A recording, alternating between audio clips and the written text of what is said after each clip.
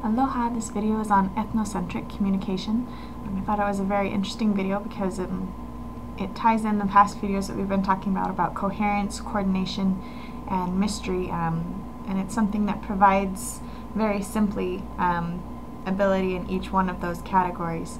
There are very clear, defined rules that provide coherence, and so everyone moves together in that coordination.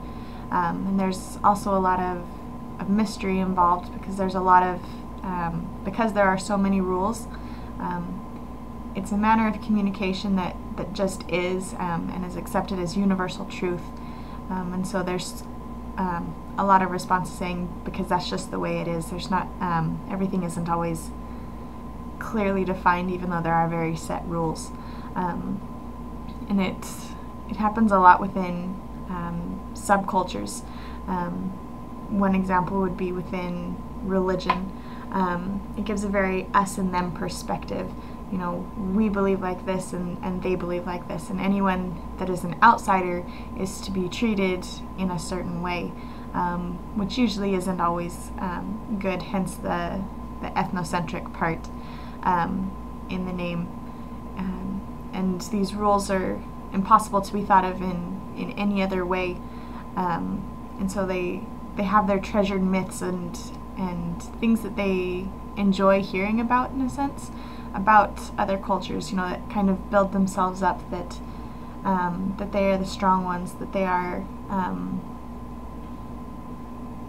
the strong ones. Sorry, just lost my train of thought for a bit.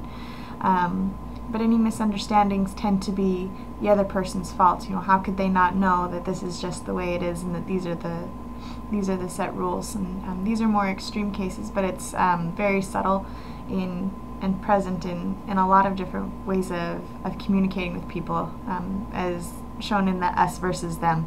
You know, we tend to do that sometimes within the Mormon church. You know, we believe like this, and then the non-members need to become a part of us. Missionary work can be pushed pretty hard without really understanding the place that the other person is coming from. They don't really know, they don't really care, but they need to become one of us. And it's also happened a lot within traditional society. It was an old way of thinking. For example, the way that ancient Europe believed and used the word liberty. Within the word liberty, that meant that there were a lot of rules, and someone who didn't have a lot of rules was considered a wild person and a heathen. Whereas today that has obviously changed quite a lot. You know, liberty means, you know, less rules, but that definition has changed over time.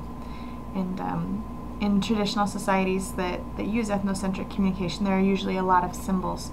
One example that the article gave was Buddha and different, you know, religious symbols that truth comes from them. That's what they look to in order to find the rules of how to treat people within their community, but also more importantly, how to treat the outsiders.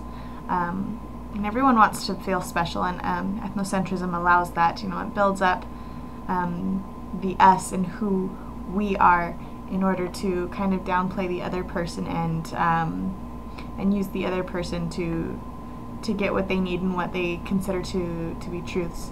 I thought something else that the article mentioned that was very interesting was that just because two different, you know, traditional groups, I think he mentioned Iran and Pakistan, two Middle Eastern countries that are very similar, but have rules about how to treat outsiders. It's not that they can't communicate, it's that they choose not to, and that's kind of where all the problems are coming from over there, is from ethnocentric communication, is kind of what the article hints at. And so it was a very interesting read, and I really enjoyed it.